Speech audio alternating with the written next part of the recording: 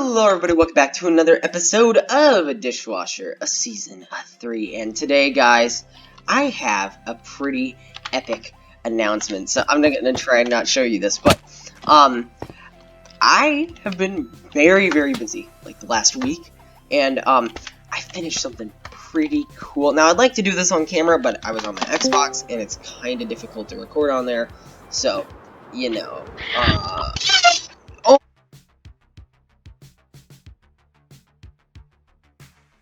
Anyway, I was saying, I have done something pretty cool. Real quick, though, I just want to show you this. I made the park a lot nicer. Oh, yeah, I guess the creeper blew up that part of the bench. Anyway, besides that, it's fine. And then, I also did these few buildings. They're simplistic, but they continue to make the city look nicer and nicer. And then, actually, Trim is building a car dealership right here.